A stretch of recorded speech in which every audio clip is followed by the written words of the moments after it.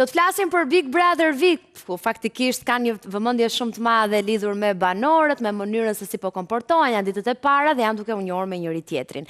Dhe në këto çaste, unë do të kem një lidhje direkte me motrën e njërës prej konkurrenteve, motrën e Sabina Metes, të cilën e përshëndes në këto çaste. Mirëdita dhe faleminderit që je me ne në Shqipëria Live.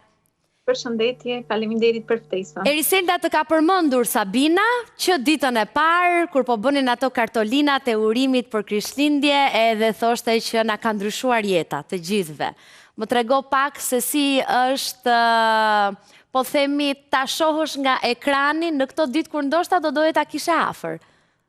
Është shumë e vërtetë, unë me Sabinën kemi qenë gjatë gjithë kohës bashkë të dyja, që kur kemi lindur, domethënë, unë isha vajza e madhe, Sabina e dyta, kemi qenë në Korçë gjysmën e jetës, le ta themi, pastaj u transferuam në Tiranë të dyja, vazhduam studimet, dhe kemi jetuar gjatë gjithë kohës bashkë, pastaj rrugët tona u ndan.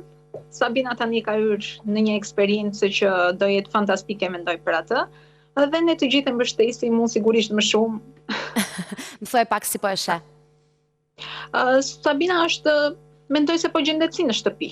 Fiksi në shtëpi, ashtu është Sabina, pa filtra, është impulsive, është e qetë kur duhet, të dëgjon, flet.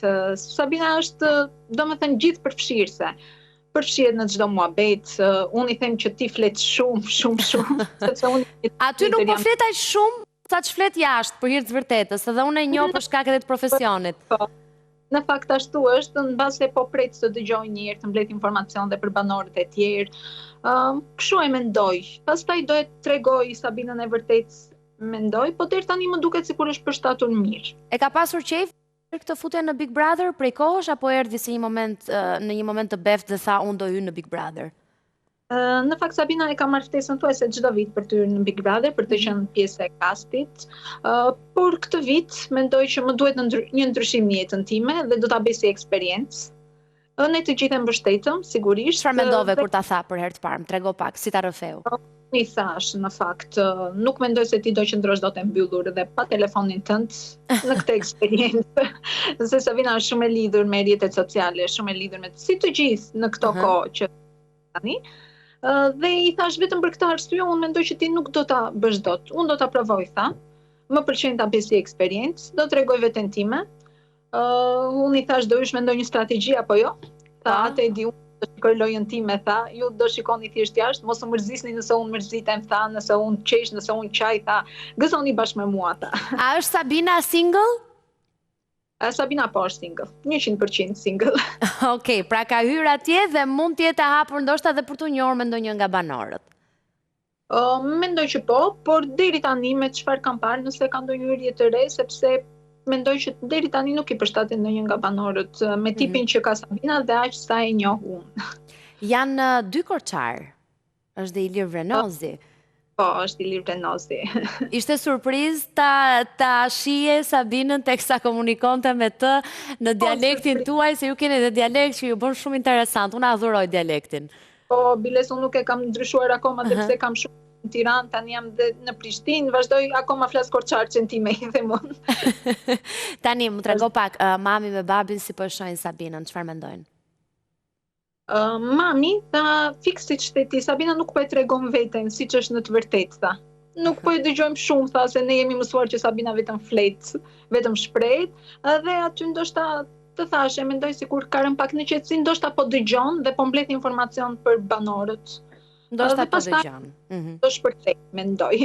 Dua të pyes pak, ti po më tregoje që ne jemi shumë të afërta dhe unë besoj që e keni atë lidhje se unë edhe ju kam parë, ju njoh edhe di se sa fort e mbështesni njëra tjetrën, po dua të pyes pak, cilat janë pikat më të forta të Sabinës që ti mendon se do mund t'i shfaq atje, që edhe mund ta bëjnë të eci gjatë në këtë rrugtim? Karakteri, ka një karakter të fortë dhe unë i them një kokë të fortë, shumë kokë fortë, dhe është shumë e sinqertë. Kjo nuk e di nëse mund të jetë pozitive apo negative për këtë format, por Sabina është e sinqertë. Domethënë, atë që mendon ta thotë direkt në sy. Se faktikisht unë doja të ta thoja, a ka një pikë të dobët që mendon që mund ta penalizoj? Nuk mund ta them që mund ta penalizoj, thjesht është pak e ndjeshme. por thjesht mund ta marr malli për ne familjarët e saj deri këtu. Gjë tjetër nuk e di. Nuk mendoj se mund të preket nga një debat për shembull, mendoj se mund t'i përballoj shumë mirë debatet, nëse do krijohet në një tillë domethënë me Sabinën. Për këtë thjesht është pak e ndjeshme. Si është një përditshmëri e Sabinës jashtë Big Brother? Na trego pak për të jashtë. Sabina çet që në mëngjes shkon në punë. E merr me pozitivitet ditën, dëgjon muzikë, këndon siç e kemi parë, i pëlqen shumë të dëgjoj muzikë, dhe unë i them që në pikë të mëngjesit i thoja ti me muzikë, edhe e hap deri në fund zërin, pastaj pi kafe, vjen në shtëpi, ha drek, na gatuante ndonjëherë, se unë i thoja se tani në Big Brother po bëhet sikur është kuzhiniere shumë e zonjë. Po pra, e kam vënë që gatuan. Po, gatuan shumë mirë, po jo gjithmonë. Dhe atë ju tha dhe banorëve dia, mos kujtoni se do t'ju bëj gjithmonë për të ngrënë, ju tha. Ishte një ditë e veçantë. Dhe pastaj kalon kohë me shoqet, bën pak vrap, bën palestër, çka se thot nuk duket shumë, po unë përpiqem thot që të dobësoj. Bën maksimumin. Bën maksimumin e saj, por është dhe pak për tace një çik për këtë pjesën e aktivitetit sportiv i them unë. Unë mendoj që Sabina nuk do ishte Sabina nëse do ishte shumë e dobët, realisht. Dhe ja kam thënë gjithmonë këtë gjë, sepse e kam kuptuar që ajo e dëshiron me shumë forcë dhe ka vullnet. Ti thua që bën shumë pak, po duket që përpiqet të bën sport. Megjithatë, një nga pikat që edhe banorët po e komentonin për Sabinën teksa vjare bisedat mes tyre ishte që është e qetë, gjë që unë ta thash jashtë nuk e njohin për të tillë. Flasim për Sabinën jashtë, për ditëshmërinë ma the, cilat janë synimet, çfarë kërkon ti marri këtij Big Brotheri? Ajo ka hyrë për t'i marrë më të mirën, ka hyrë për ta shijuar si eksperiencë. Me sa di unë, me sa më tha, domethënë do të jetë vetja e saj, do të jetë e lirshme. Deri tani, siç e tham, nuk e ka treguar shumë, por shpresoj që në vijim të dalë Sabina e vërtetë, të cilën e njohim të gjithë. Ajo Sabina solare me të gjithë, e mirë, e këndshme, e bukur po. Apo e ndjek 24 orë? Po sigurisht e ndjek. Me cilët banor mendon që komportohet më mirë? Po deri tani me çfarë kam parë më shumë me çunat e shtëpisë. Po. Kur ka qenë e vogël ne i kemi thënë që je nisur për djalë, po ke dalë në vajzë kot. Me Mirin e kam parë që ka pak muhabet me Stinen, me Stelin nga gocat, me Lornën pak, më pak. Por kam parë dhe biseda që ka bërë me Lore.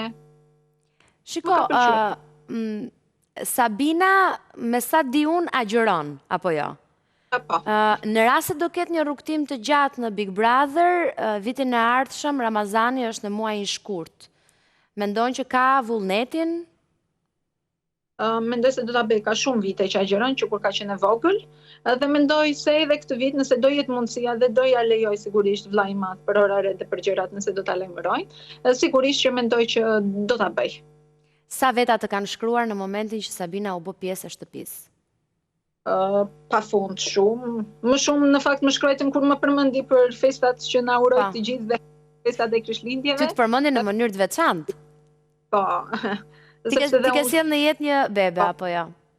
Jam bërë mami dhe Sabina e pa në fillim bebin dhe nuk e pa më se iku pastaj. Dhe besoj se do t'i mungoj. Tani unë në çdo prime i bëj një foto djalit tim dhe ja dërgoj Sabinës në WhatsApp që ta ketë aty. Sa e bukur, që kur të dalë ti shohim në çdo prime. Interesante.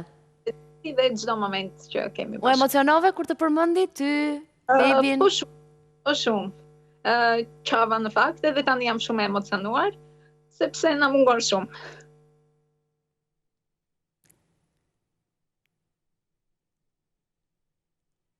Duke ditur sa shumë e priste Sabina të bëhej teze, e kuptoj edhe momentin tënd emocional, edhe mënyrën se si ajo e përmendi, edhe ajo faktikisht u përlot atë ditë, teksa tregonte që ishte larguar, donte të sillte edhe një dhurat, po themi, urimi për ju edhe për familjen tuaj.